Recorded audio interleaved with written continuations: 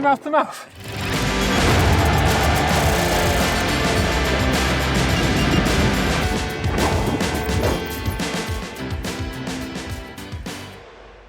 The only bike I don't like, I think, is like the 140 mil bike because it doesn't do anything well. 140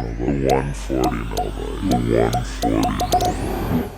Wow, some of that was almost worth getting deflated over. But for the record, I do think Remi is right. I do think the bike with 140 mil of rear travel is a particularly hard sell.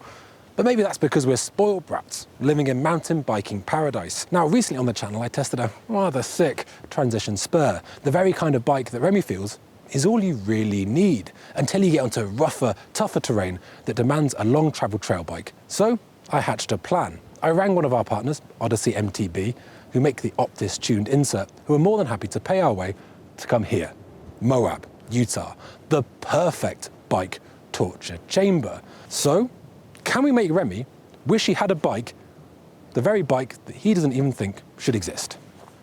So we met by the river to have a little race.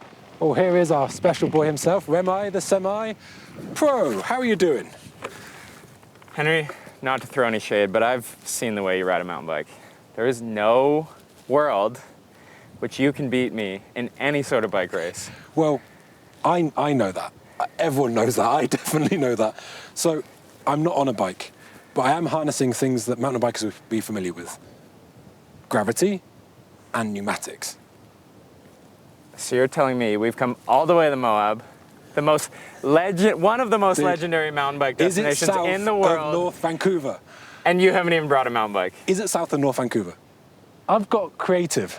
And in fact, once we start this race, I've got to kind of get to my mode of transport, but I'm pretty confident. So around here, you've got some pretty good riding that's going to be fast. You're going to want to be pedaling hard, but also pushing hard on the descents.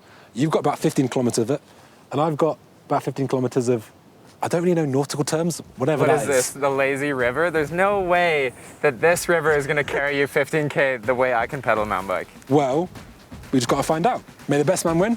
All right. 3, see you at the finish line. 2, I'll be waiting. 1, go.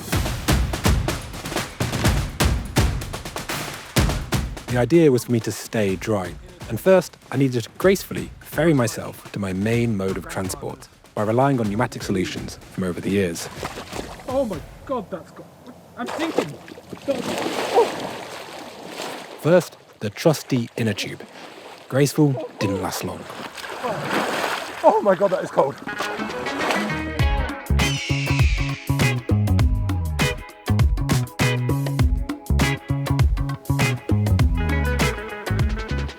The downcountry bike is one of my favorites and one I think a lot of people sleep on, especially when it comes to thinking about a capable mountain bike companion. When you think downcountry, you're probably thinking cross country. And when you think cross country, you're probably thinking about your dad's XC bike he bought over a decade ago. This isn't saggy Lycra, triple rings, or tires with thin tubes that constantly go pop. No, it's going down. Oh no. There are hippies in Vancouver that have paid so much money for this quality of ice plunge. No. Oh my God.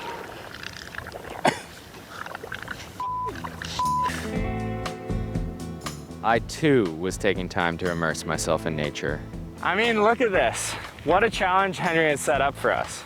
In this landscape, it feels like you can see millions of years into the past. Now I know what I want a bike to do in Squamish, but maybe this is Squamish, just without the trees, roots, soil, or moisture. Here in Moab, the terrain is stripped down to the bare essentials.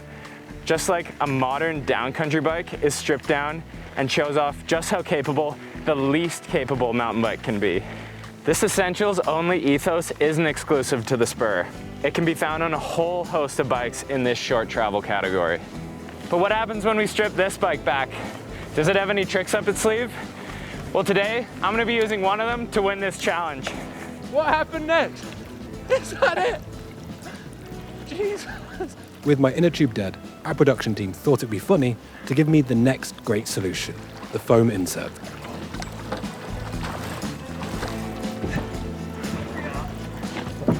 Didn't work out for you, huh? Not so much. Is this the bit you give me mouth to mouth? How about a towel? Towel sounds good. Do you have any warm clothes? Much like taking time to get the perfect bike setup, I had finally arrived at something I was comfortable with and was encouraged further by the idea that Remi was having just as an unpleasant time as me.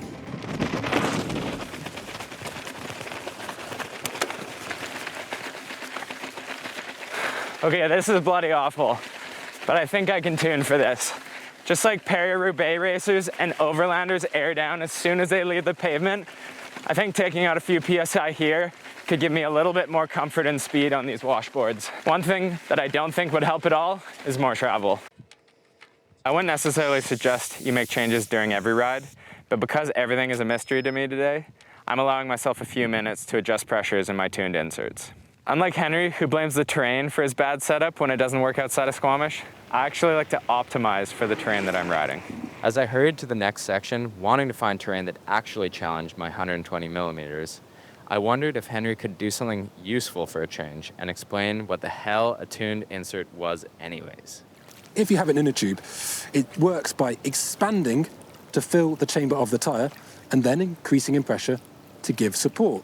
But it's a bit like imagining if this boat, which is filled of air, kept just expanding and getting bigger and bigger. But actually that material restricts the size of the boat, and so it increases in pressure while being limited to a certain size. And that's the way that a tuned insert works. It breaks down the tyre's stroke into two distinct phases, which lets the rider tune the system for them. Now, there will be lots of people that run a foam insert, which is great, but much like this life vest, is more of a one-size-fits-all solution. And it doesn't give the rider the freedom to think about how they want their tyre to work for the terrain, style of riding they do, and weight that they are. The beauty of this boat is that it can flex and twist depending on what it goes over. And that's very similar to how a tuned insert works. It lets riders choose how much give they have to really unlock the performance in their tubular system.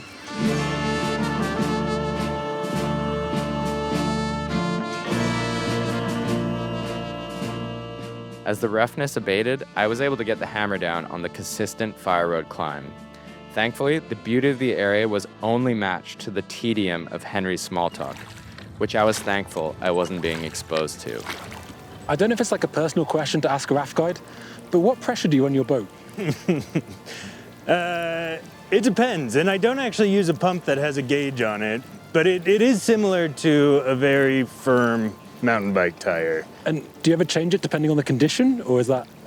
Typically you want it as firm as possible, but sometimes if you're running a rocky or shallow river where you're going to be bumping your bottom against the bottom of the river a bunch, then you'll decrease the pressure. But sometimes you increase the pressure so you slide off better. And was all this made by the river? Oh, indeed, yeah. Because dude, I'm having a hard time believing it. I don't know if it's catching, and I've been in Utah for a few days, but I'm like going more, like, I'm more creationist. I'm like, no, this was made. There's no way it would have taken so long. Right. And the fact that we're here at the exact right time to be pushing a boat down the river is something special too, you got to imagine. Yeah, over the course of millions of years, these canyons were eroded out by wind and water. Wow. It's a unbelievably beautiful place.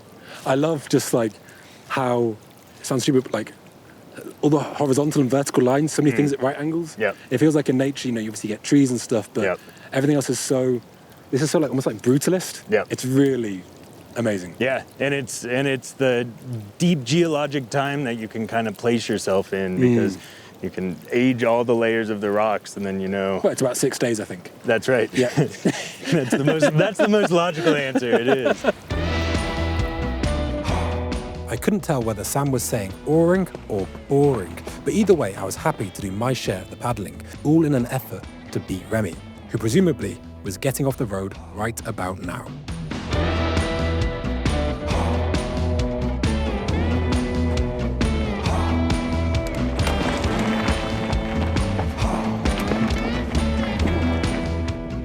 Having grip on terrain like this isn't usually the issue.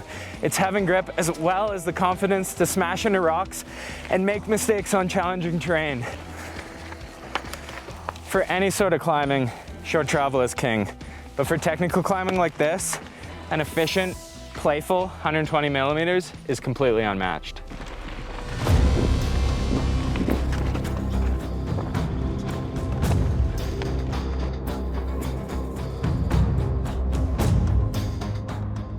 The rapids were more like slow pits, and the relaxing pace was making me, if anything, anxious.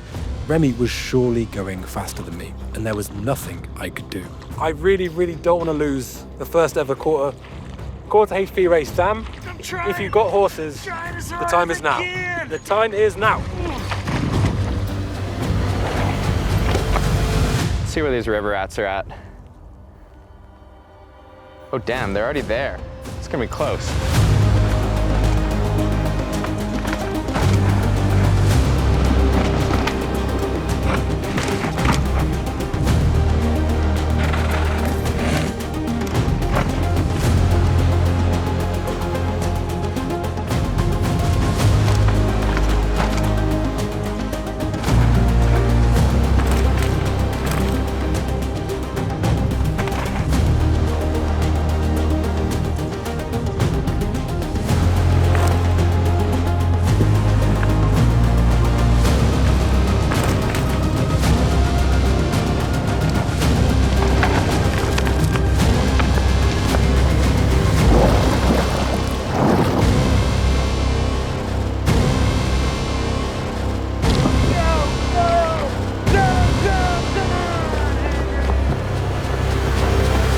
Oh, for sake.